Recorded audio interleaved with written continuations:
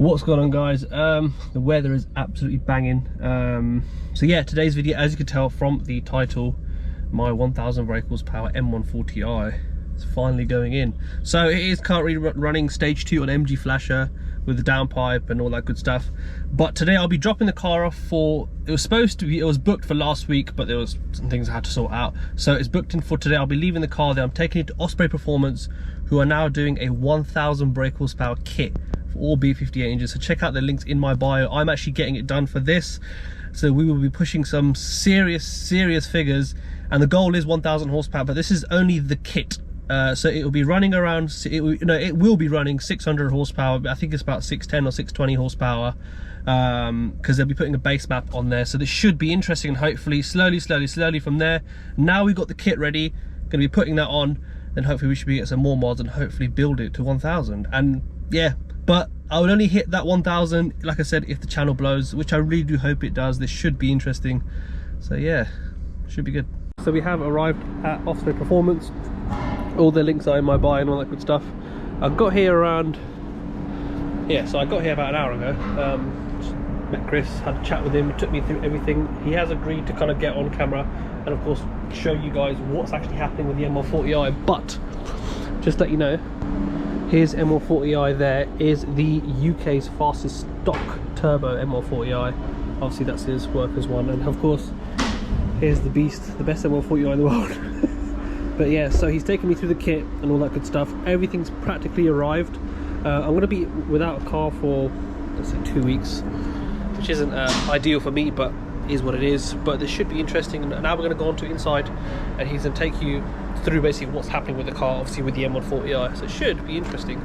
So look at that, stock turbo, big turbo. Hello guys, what's up? My name's Chris, I'm from Osprey Performance. So we've had Sean's car here today, and he's coming for an OP1000 kit, which is basically this bad boy here. We're going to be swapping this out with his stock. You know what, even off camera, yeah, it's insane the size difference. I'll put a little clip of that turbo and the stock turbo as well. The insane size difference is ridiculous. So basically the point of the kit was that a client could basically have this fitted, and then depending on their tuning solution or fueling solution, in fact, we could start anywhere from about 600 horsepower up to 1000 horsepower.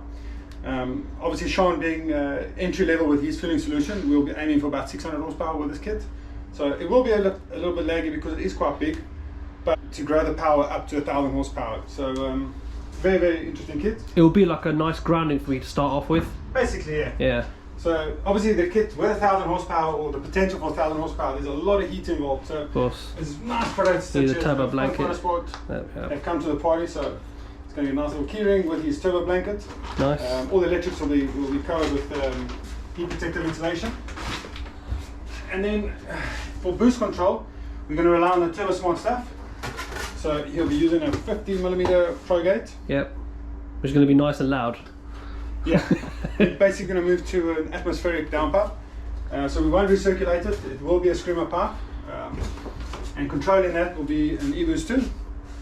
So these are quite fantastic. Very easy to tune in and dial in, and then he can have up to like 6 different boost levels.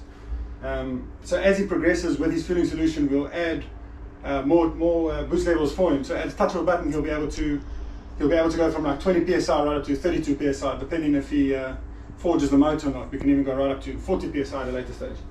And then just to control all the excess boost when he lifts off, nice little race port from Turbo Smart as well. Yeah, I think that's about it. Sounds about right. I'm excited. I'm very excited actually. It's going to be interesting. I mean, so the plan is we're going to be limiting, obviously we're going to see how far the TU pump goes. Correct. And see roughly, hopefully I want to be leaving next week with 600 horsepower. I mean, it should be very easy. So like we were speaking about earlier, just off camera, we were going to say stick to the dyno where you have been dynoing, so that we can have a fair comparison with your stage 2 plus setup and with this current setup. Exactly. So, no, it should be. I think that's the best way to do it. I don't want to say 600 horsepower. No. I presume that dyno is reading quite high, so I'm pretty sure we'll see over 600 horsepower with the TU pump and the setup. Again, it depends on on other factors like temperature on the day, of course, humidity, things like that also count. But the lowest we can turn this kit down that we saw on the previous car was 520 horsepower. That's the lowest we could turn it down. We couldn't turn it down anymore. We don't want to. We don't want to be going into. I know you don't want to leave. No. The point of that exercise was what's the least amount of power we could make. Yeah, so safe. On gate pressure on a smaller spring, she made 520. So that's good numbers. I mean, I think the 100 to 200 was about 5.9 seconds. Yeah. At its lowest setting. That's the lowest setting. As much as you can turn it down, that's what it's going to give you. So it should be interesting. And plus, I am on an open diff, so that's going to be quite hard. But obviously, later on, we'll be getting an LSD, so that it's going to be a handful. Yeah, it's definitely going to be. You're going to have your hands full. More than likely, we'll probably push you to focus more on traction. Yeah. And then start adding power. Because I will be testing it with an open diff at Santa Pod, because I'm genuinely interested to see what the numbers will be like on open diff. Because nobody, as far as I know, nobody's done an open diff run with that much power. Oh, as far as I know, anyway.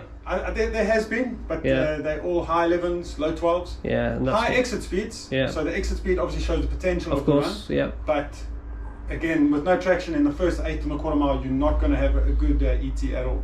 Perfect. So I think for your car, we should aim between 125 and 135 exit speed. Yep.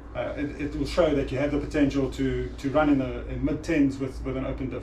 This is going to be fun, actually. No, this is going to be fun. Yeah, for sure. Do you want to call off the video? Tell people to subscribe? How do I do that again? Right, guys, as you heard, Chris, this is going to be interesting. Having the car not with me for 2 weeks is going to be a real bummer.